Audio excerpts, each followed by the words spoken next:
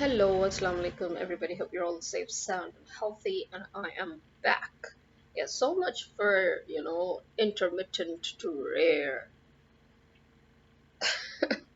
I mean, I'm talking about my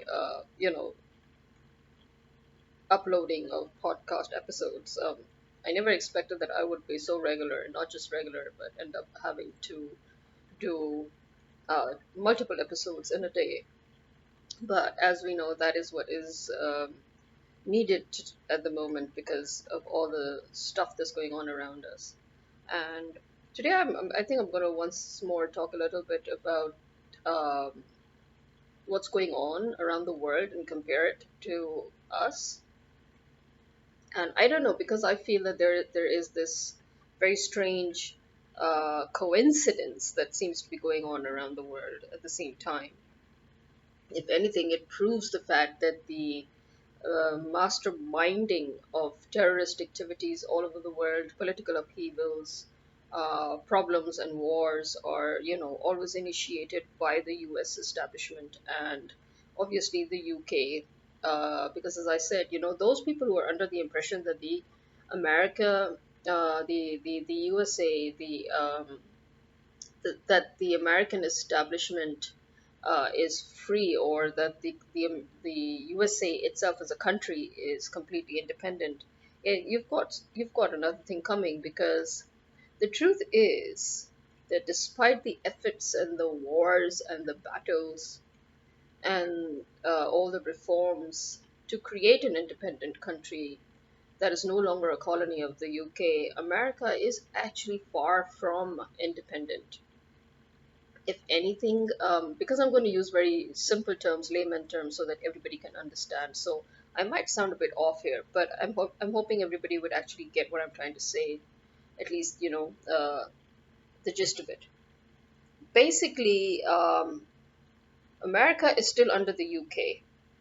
It's as if the UK has literally given over the responsibility of its former colonies to the American establishment to ensure that these countries never regain power. These countries never go back to the days they were when they were, uh, invaded. Because, again, I have to remind everyone here, these countries that were invaded, they were invaded because they were the developed countries of their time.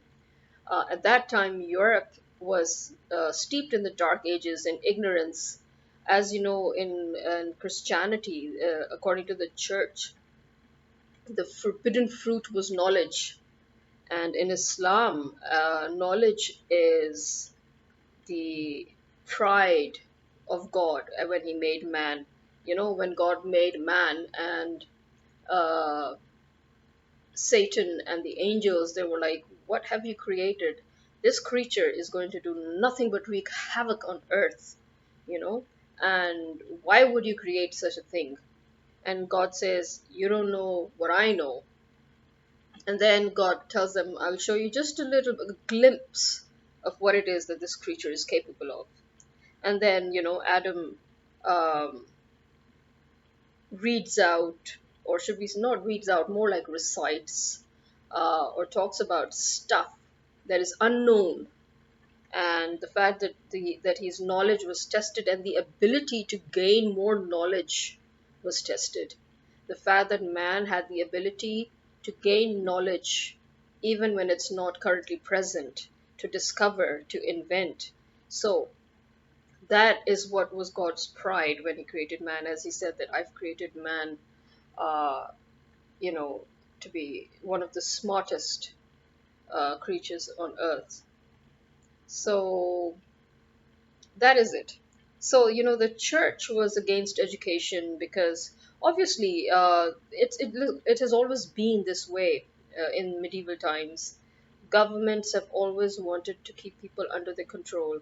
They have always believed that um, a nation should not um, have enough knowledge to challenge the government. So this is why, the church was always bringing in religion, talking about how education was a sin, or that it was, that it wasn't something that was accepted in Christianity. Although I highly doubt that. I mean, seriously. So similarly, now, contrary to that, in the Islamic world, all those countries that were under the Muslim Empire, uh, for them, education was a must, because in Islam, education is an obligation. It's a duty of every man and woman, as the Prophet said. Uh, so it is the obligation of every man and woman to attain education and to attain knowledge. And that is why, the one of the first ayats also that were sent to the Prophet when he received his prophecy was read, you know, read in the name of the God who created you from just a speck of dust and a sperm and molded you into a human being that you are today. So, the when the first prophecy that you get is read, and then the prophet says, I cannot read. And then the angel says that I'll show you how to read. So it shows how important gaining education and knowledge is in Islam. Ignorance is, in fact, a sin in Islam. So that is actually the root cause of the development of all those countries that were under the Islamic Empire. First, education and enlightenment, and second, the Muslim rulers had this thing about them which is undisputed, is that they would take the resources of the countries that they ruled over and use those resources to develop those countries. And that is why India was one of those countries that was so developed that it was known as the golden bird, as we know. And that is why people from the West were just dying to travel to India, because they wanted a piece of that. They wanted that kind of lifestyle. They wanted that kind of luxury. And as always, wherever the Europeans went, they actually just ended up wreaking havoc, looting, plundering, destroying many of the, uh, you could say, many of the things that enabled those countries to be developed, from infrastructure to certain unique architectural aspects to institutions, and especially the government.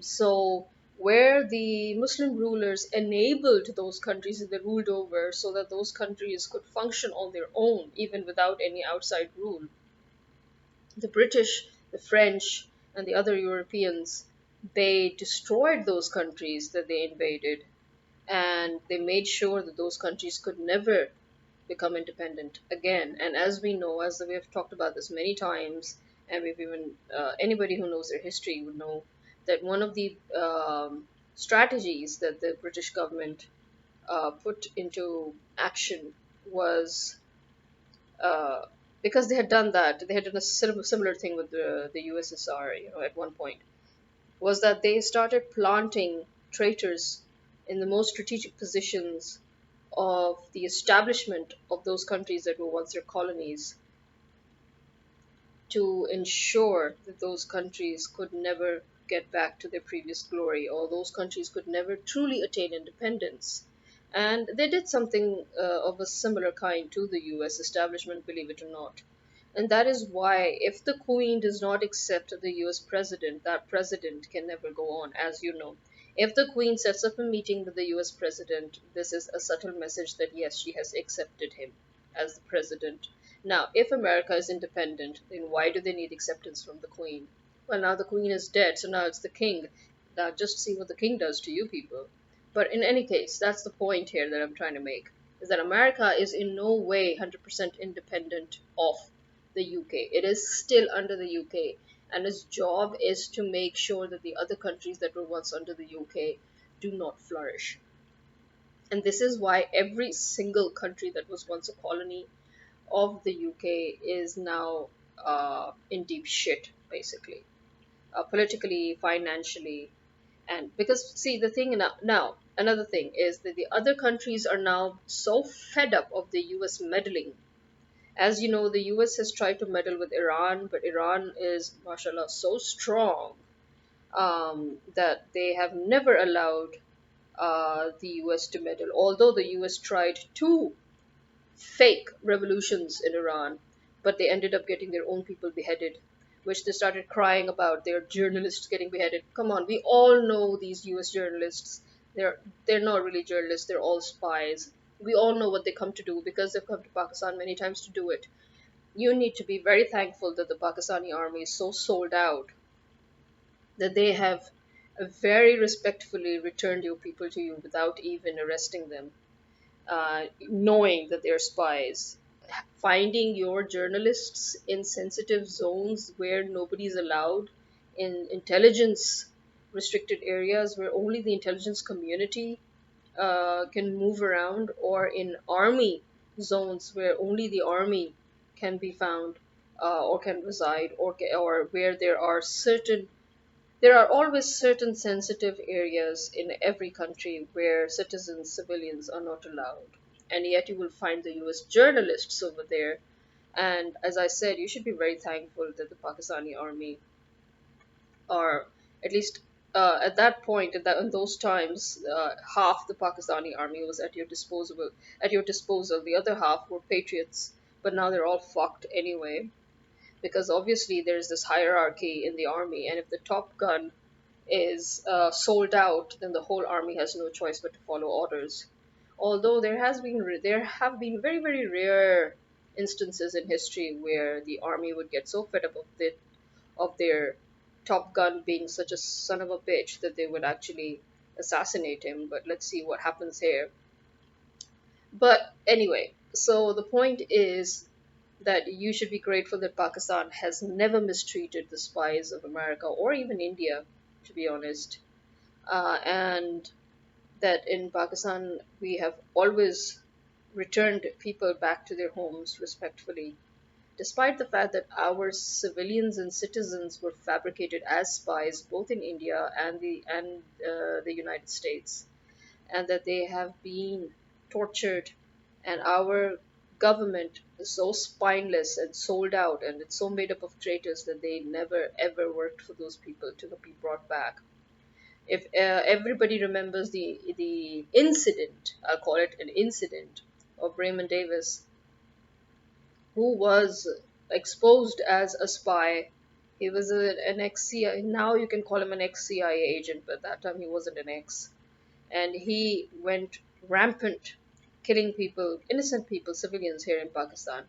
And that was actually a very good time for us to uh, ask for the return of Afia Siddiqui, a frail woman who was doing her PhD in America, who spent years studying, and they worked with Musharraf and fabricated cases against her, tortured her, and kidnapped her and her children. And then they lied about it, that they didn't have her and that they didn't even know about her. And then it was Imran Khan that brought it to light.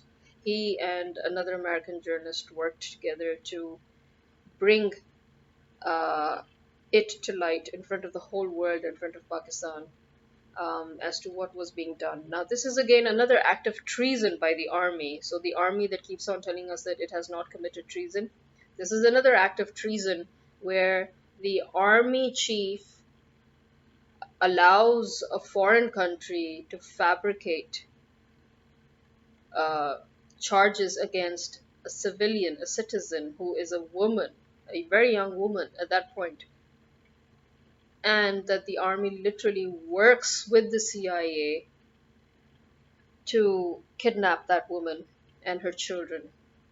And although with great difficulty her children were found after decades, the lady is half mad in jail in America and she is still not back.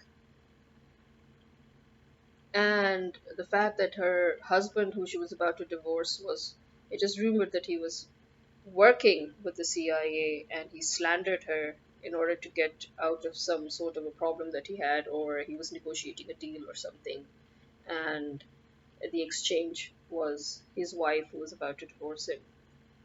But I mean, what kind of a motherfucker would even, do that to his own children. But there we are, if it's true. So, I mean, that is another act of treason. And again, Imran Khan was the one who brought it to light. He worked hard with both the Pakistani and the international human rights organizations, but nothing was done. And that just shows you how America thinks that it is above all laws. I mean, come on, America has been wiretapping the UN. That's against the law. But and look at the UN, the United Nations. I mean, how weak and how useless are you that you can't even do anything about it? As you know, the American soldiers have been known to loot and plunder, just like their forefathers from Britain and France and Portugal. So they have been looting and plundering wherever they've gone. They've in Iraq, in Egypt, in Syria, in Afghanistan, and then they have been, and even in Hawaii before, when Hawaii was friendlily occupied by the U.S. Yeah, friendly occupation, my ass. But anyway, lots of complaints were made against the U.S. Army, not just for looting and plundering, but for rape and for child molestation. And this NATO, who's supposed to be in charge of investigating certain, such things, um, never seems to ever find anything, or even if they do find everything, at the end of the day, you just don't know what's happened. You don't know if they've actually court-martialed those soldiers or not. And obviously, you have these mercenaries moving around who are basically ex-CIA agents, and the CIA contracts jobs, especially assassination jobs and terrorist activities around the world, with these mercs. So you've got those, and then now the reason I have sort of summarized all these various points in history as well as in the present current situation is because what I'm trying to say is that now the countries are so fed up. They are so fed up because dignified nations do not like to be messed with. That actually in Nigeria, a U.S. convoy has actually been attacked. Trust Nigeria to, just go out and do it when they're pissed off. This is something that I really wish Pakistanis had in them, that they had that spine in them. This is basically Nigeria's people sending a message. Obviously, politically, there is, there is always the deniability clause. But okay, if a fact is a fact, is that if a U.S. convoy is attacked in any country, that means that that country is sick and tired of the U.S. meddling in their country. And yes, I lived in Nigeria, and I lived in a golden period of Nigeria. That is when one naira was equals to $1. And Nigeria was a petroleum giant, okay, and technically it should still be a petroleum giant. I remember how the U.S. meddled so much with the Nigerian community that they always try to create a civil war. Yes, you see that pattern? They've done it in every country. In Muslim countries, they try to create a war between Sunni and Shia, but as I said, Pakistanis are too lazy. The US, the USA has tried its ass off for the past 30 years to create a rift between the Sunnis and the Shias of Pakistan. But I'm telling you, our people are so freaking lazy and they're so selfish and they just can't be bothered about anything and everything.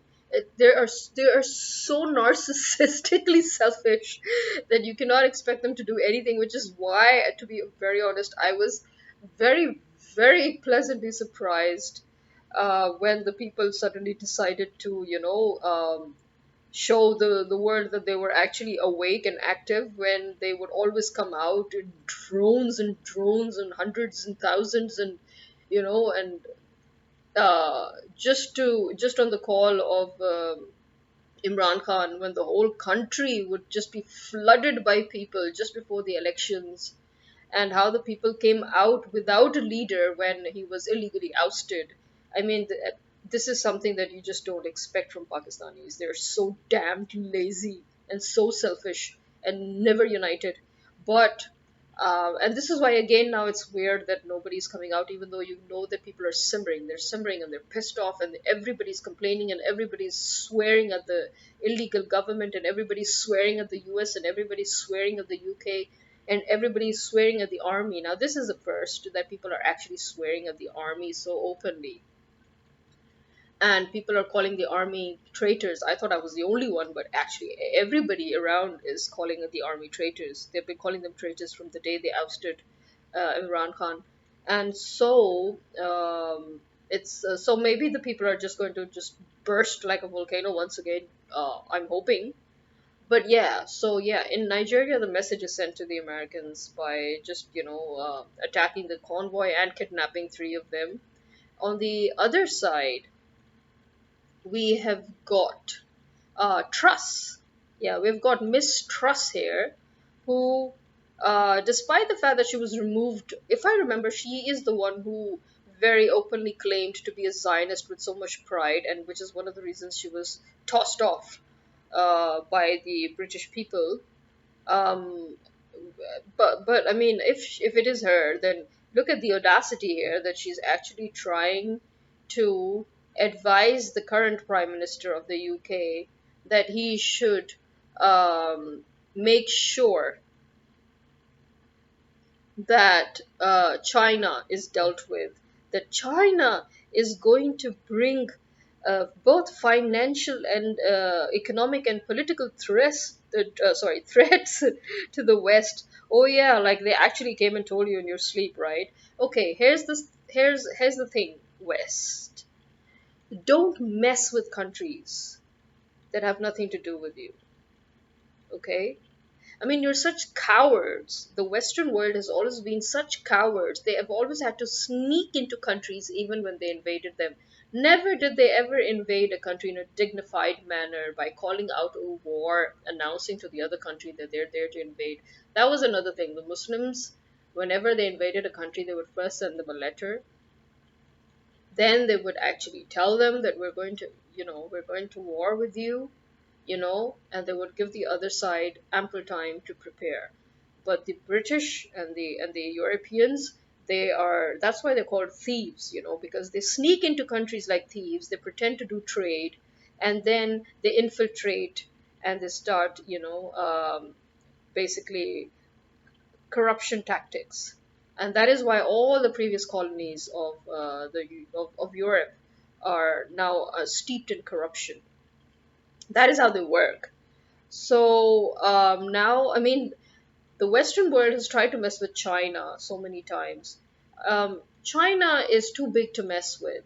You need to be careful, and you need to look back in your history, because the fact that that the British are the ones responsible for bringing opium out into the open, for starting a trade of drugs, you know, which is obviously why you can understand why the British intelligence community and the American intelligence agencies, they have always dealt in drugs even today, because that is their main source of finance, their source of revenue. How else would they work the way they do? How else would they go all over the world and meddle with other governments? They need money, and that kind of money can only come with drugs. And that is why the American government, has been after Afghanistan. It's not just the minerals and the rare mineral ores and stuff. No, no, no, no. It's not just that. It's mainly the opium. Because you see, um, whenever the Taliban came into power, the original Taliban, we're not talking about the CIA Taliban that is here, the American touts.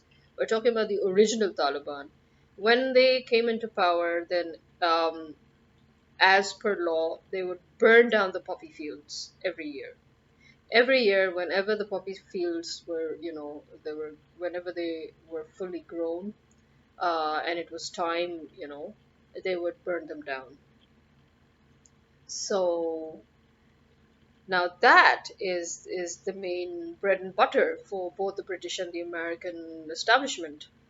So why wouldn't they interrupt? Why wouldn't they suddenly start fabricating news against the Taliban? And why would they suddenly start, having a problem with the the Taliban. It's simply because it had nothing really to do with anything. They just wanted to save their source of income, opium.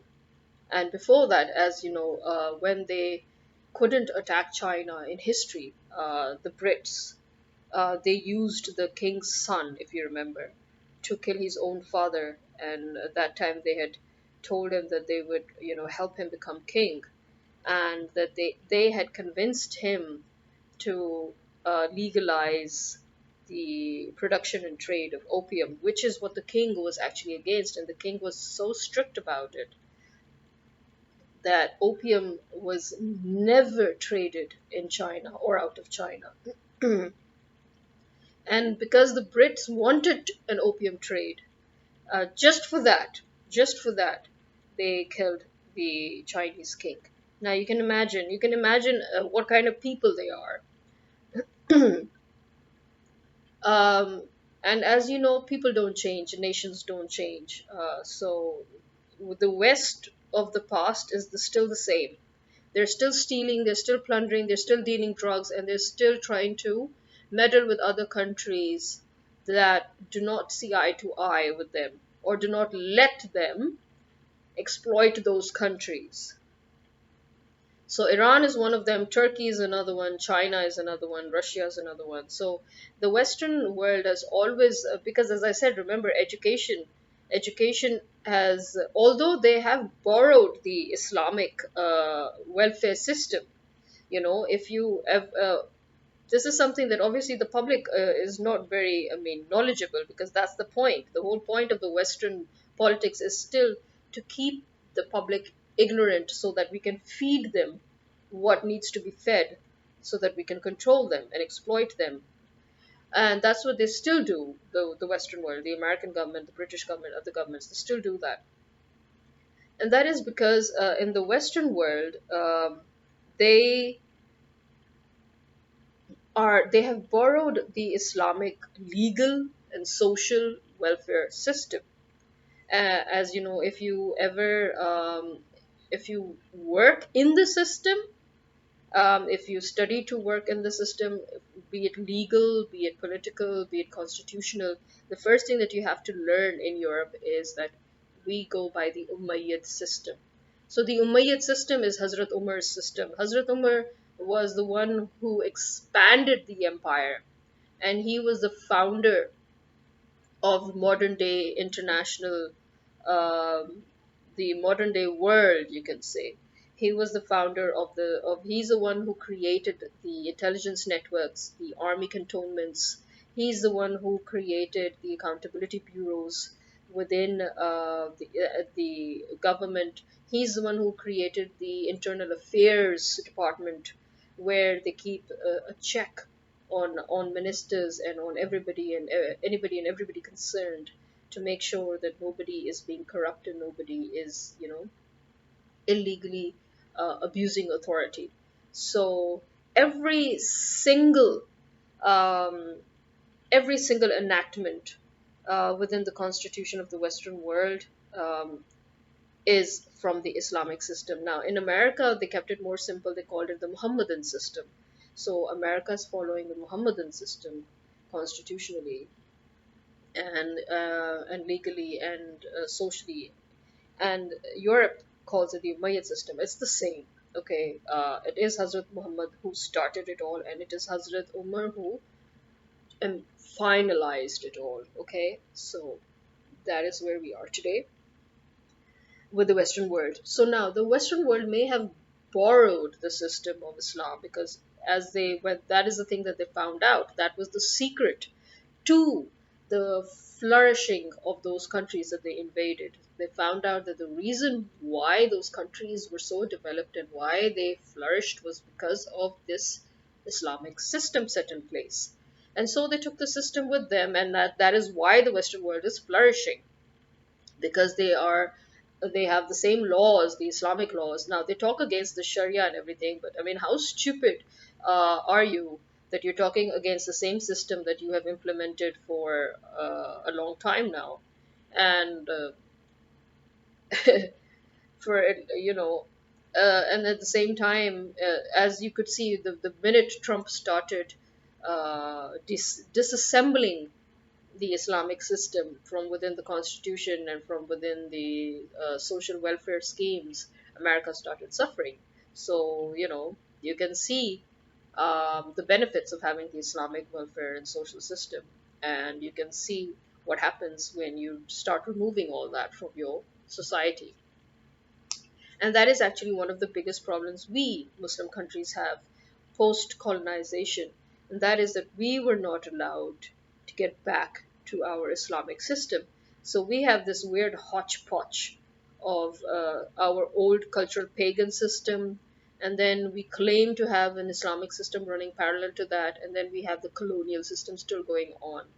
And every time one of these Muslim countries try to retrieve that Islamic system, that is when the US meddles. It's very strange, but that is exactly when the US meddles, and it starts its anti-Islamic rants. You have a problem with Islam. You're not a Muslim country. Remove it from your system.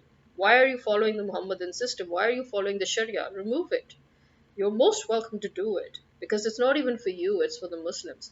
And why do you have a problem with the Muslims who want to implement it? That's what I want to know. So, yeah, that's why they, attacked Iraq. That's why they attacked Afghanistan. And obviously, it's always been a colossal failure. They failed very badly in Iraq, especially when they were exposed. That again comes back to the point of ignorance in the public, trying to control the public. They lied to the public saying that the Iraq had WMDs.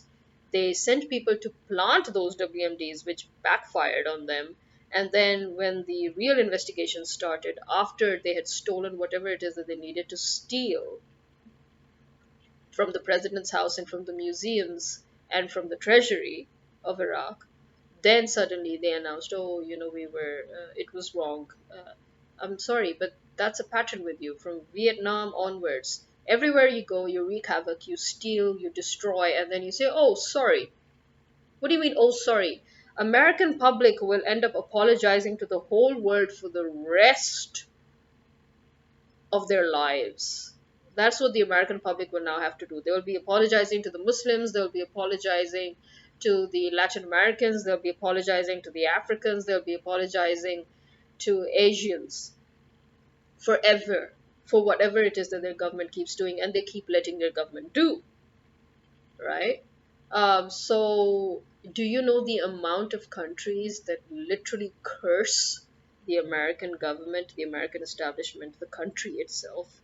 And when Trump came into power, do you know how many people, even from India, from Pakistan, from Africa, from all parts of Asia, from even Latin America, do you know the number of people that have all said the exact same thing?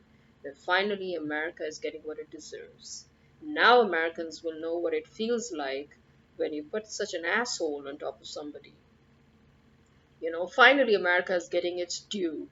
You know, finally the curse of the people of the world has reached God. These were the words that came out of people's mouths from all over the world. So you can imagine how much America has wreaked havoc as the dawn of the international mafia, how much it has destroyed. Even in Syria, even Syria, the only reason Syria was attacked and pushed into civil war was again because America had to oblige Israel. And America obviously makes money from war.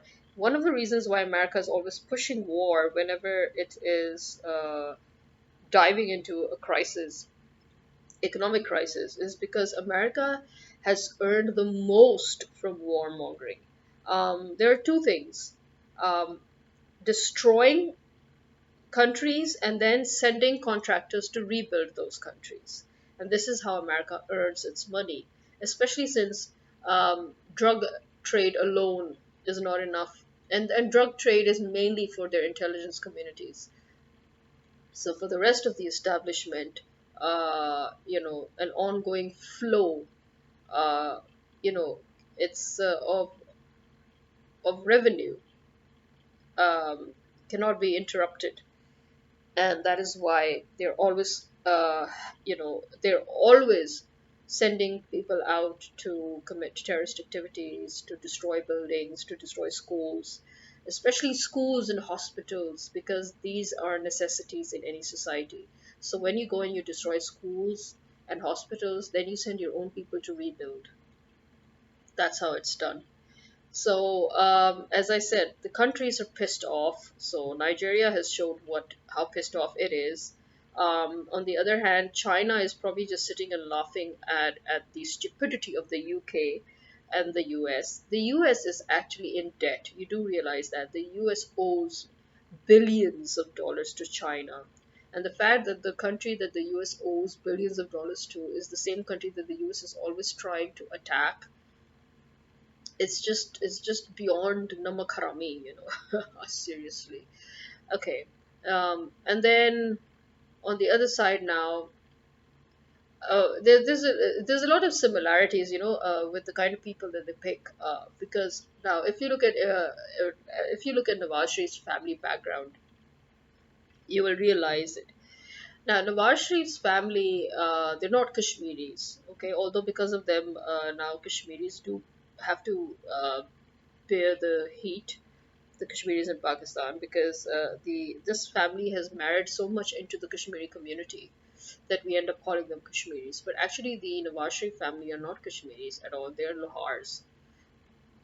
Lohars were a caste that a low caste that dealt with basically iron. Uh, so now the Nawaz Sharif's family was basically a very it belonged to the very low social economic strata of the country. And what their family did was they would make gutter lids, those covers, the lids that we put on gutters. So they would make those. So they made those, and so here's the thing. They used to make them, and they used to sell them, and then they would send their own people to steal them. Yeah, they would go send people to steal those gutter lids that they had already sold to people, and then that would force the people to come back to them, because those people didn't know that they were the ones behind it. And then they would come back to them, and then they would say, okay, we would make new ones for you for double the price. And as you can see, as I said, your family background matters.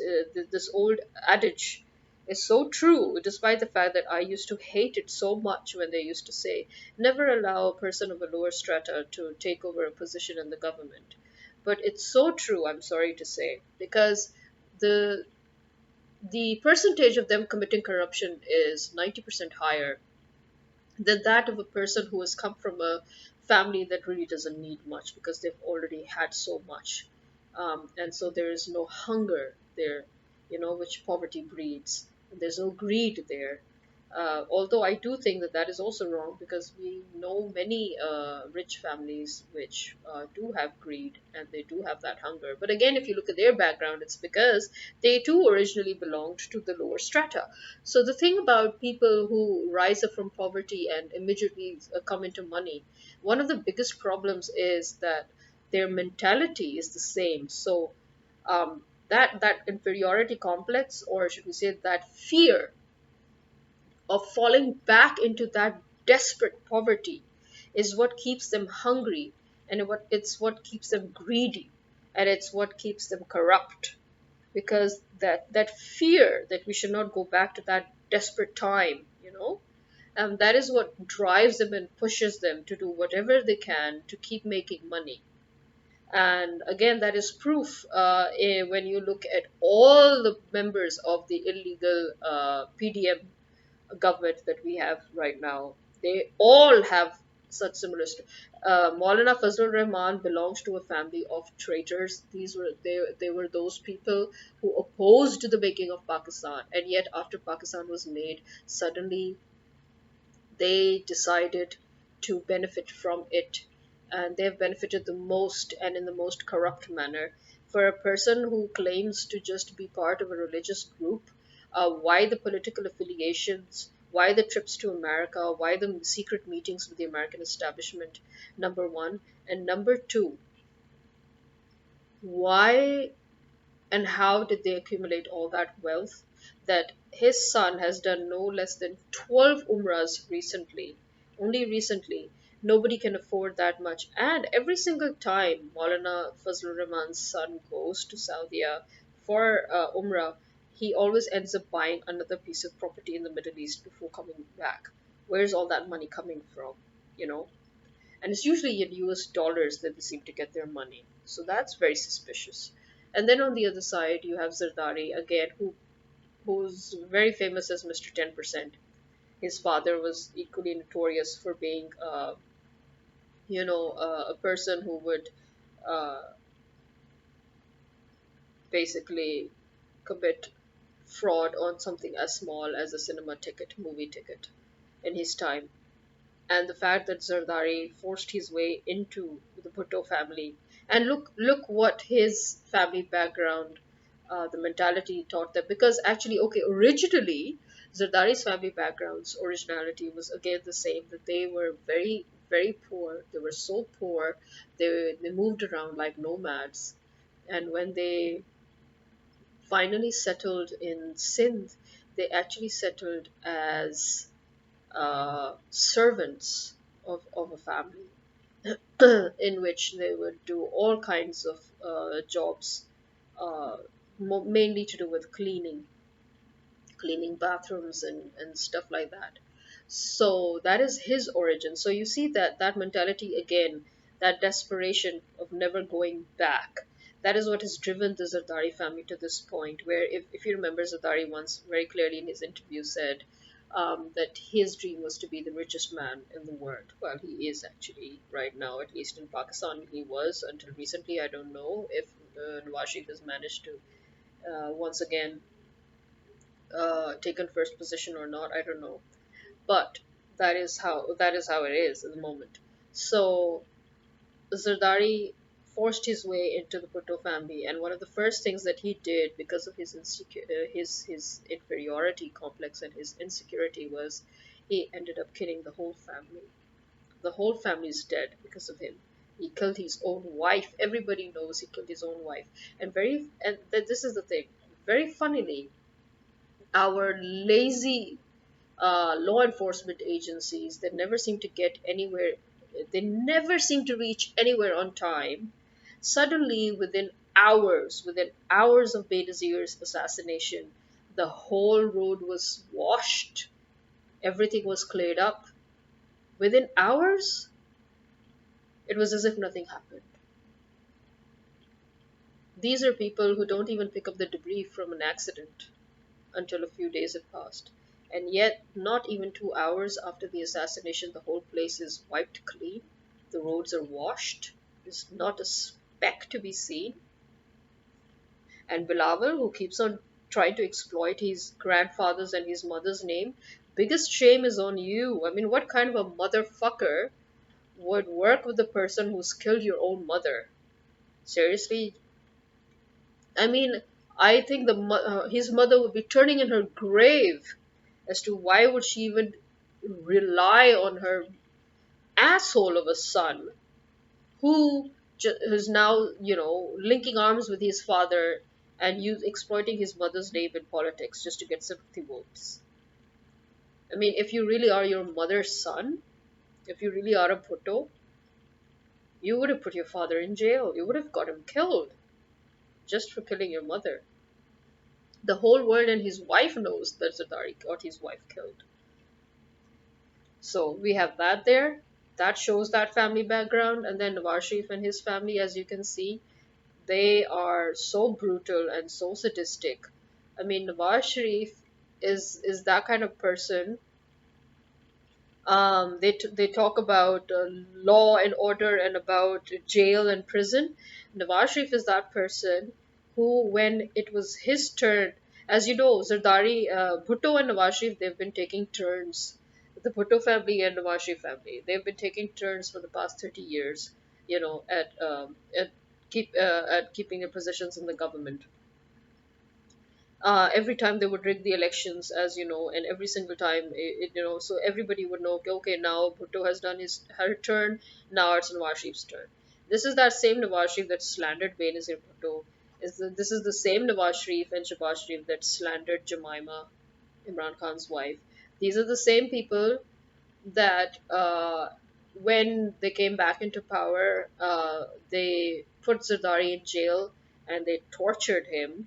And they tortured him so badly that they actually even cut a bit of his tongue, which is why he can't. If you ever notice, he has a slightly impaired speech.